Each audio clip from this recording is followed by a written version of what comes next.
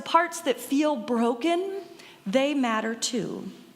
The times like right now, when even this very Easter Sunday morning, people are hurting each other, bombing each other, suffering alongside each other. Even this very morning when the whole world is bursting with new life, there is more to the story. And so this Easter Sunday, just as we did with our mosaic making, Reverend and Amanda and I want to tell a little more of the story. The bits that feel broken, maybe are broken, on the way to something that just might be whole. I love Easter. I love the azaleas. I love new life. And the strange and beautiful thing is that I love every single broken thing that leads up to it, too. So in the Christian tradition, Easter is a part of a larger observance called Holy Week. So Holy Week is the last week of Lent, which started about 6 weeks ago, and it started on Ash Wednesday. And Easter happens on the last day of Holy Week. It's when those who are Christian celebrate Jesus' resurrection. And in most or all of the Christian traditions, it's the time for celebration and jubilation. It's a time when everyone finally knew, when it became clear and abundantly real, that Jesus was, in fact, who he said he was. So Holy Week started last Sunday on Palm Sunday. This was the day that Jesus and his disciples came into Jerusalem. Now, this was the point in Jesus' ministry when he was known for his miracles already. His miracles and his healings and all the stories that are in our culture, all of that had already happened. By this point, everybody knew who Jesus was, and he drew a large crowd with a mix of awe and controversy. See, his message was anti-establishment and anti-state. He defied the law of both of the empire and also of his own faith, but regardless about how anybody felt about him, everybody wanted to see him, to have a piece of him. So when he and his disciples came into Jerusalem, it felt more like a parade. They laid their cloaks and garments down for him, and Jesus, whose main ministry was with the outcasts of society, asked to ride into town on a donkey rather than something more grand. It was a parade of the underdog, this self-proclaimed Messiah, and his band of the unclean. Have you ever felt like everyone was looking at you? Like everyone expected something of you, but was not quite ready to tell you what it was they expected? Have you ever felt like all those eyes on you weren't necessarily friendly? Like being noticed doesn't necessarily mean being liked. Did it ever feel really, really brave to walk into a room where people turn to set their eyes on you and wonder what will happen when they look away? There are Palm Sundays in all of our lives. The first day of a new job, the moment when you first have the courage to say a true thing out loud, the dance recital at the tail end of a long, long practice, when you think maybe your costume looks silly or maybe it looks beautiful, but either way, everyone is looking at you and the way forward is all up to you. Have you ever felt like everyone is looking at you? Now, many of us have also heard about Good Friday. So this is the day in which Jesus' death is observed, the day of the crucifixion.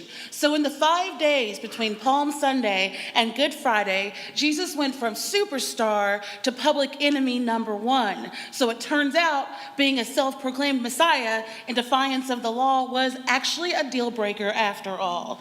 So no matter how many of the miracles he performed, no matter how many people knew his name, it did not ultimately save him. And his disciples, his best friends, his hand-picked crew had literally left their lives to follow him. Well, they each at some point also denied and betrayed him.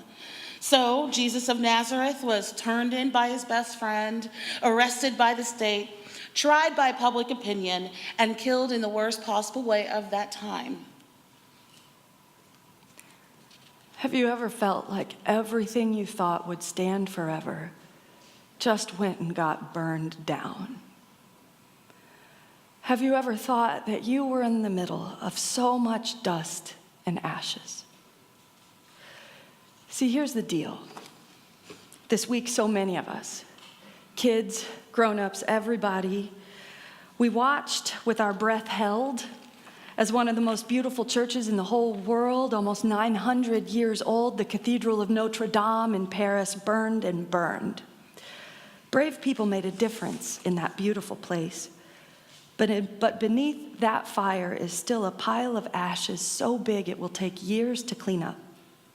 And over the last 2 months, as spring sprang up all around us with its glory, 3 African American churches in Louisiana were burnt down for no more reason than people's hatred.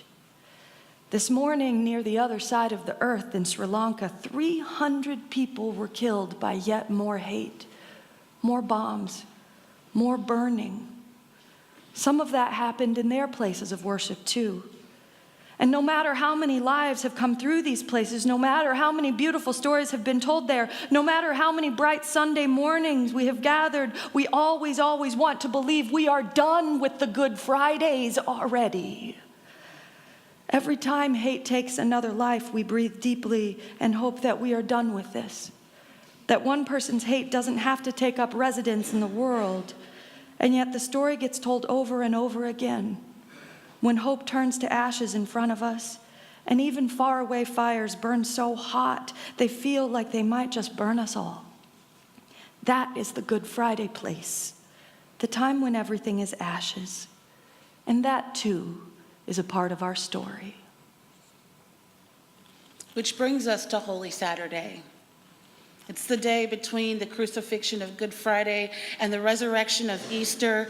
And Holy Saturday, it doesn't really tend to get as much mention in many traditions. It is observed in Holy Week in Protestant and both Catholic traditions, but it doesn't seem to hold the same weight. Holy Saturday was the day of despair and of waiting. The day when his disciples, his confidants, those who loved him for more than his celebrity, and also those who betrayed him and those who killed him, all of those people had to sit with what had happened. Those disciples and loved ones so close to them who had left their lives for their ministry, they had to be with their shame and their agony of his loss. And all of those who did believe his message, that followed him, to sit in the worry and the wonder, as well as those who called for his execution. They did the same. All with a similar question: is this it? Is this all there is? There are no answers, no hints, no signs. And it's right there, in the waiting, before the answers appear, where the beginning of something beautiful lies.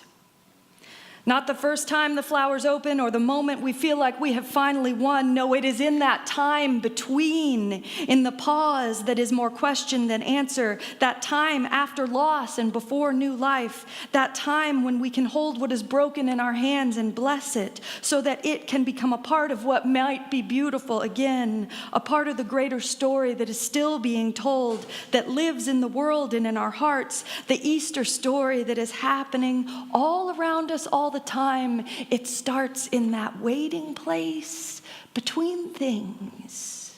Just like when a caterpillar turns into a butterfly. Just like when middle school stands right between being a kid and being 6 feet tall. Just like when you've lost that big front tooth and the new one just isn't coming in.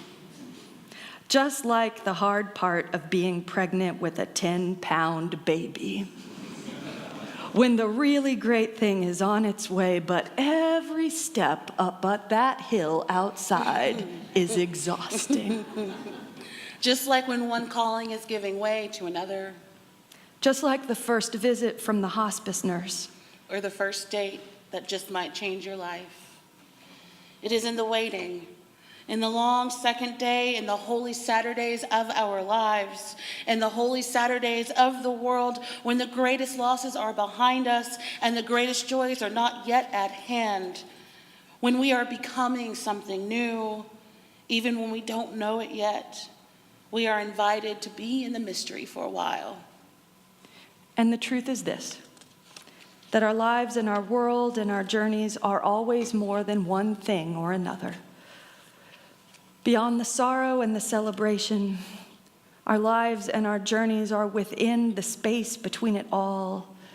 May we tenderly hold all that is broken, knowing that whatever it might be, it still belongs now and always to the greater and glorious whole. May it be so. Amen.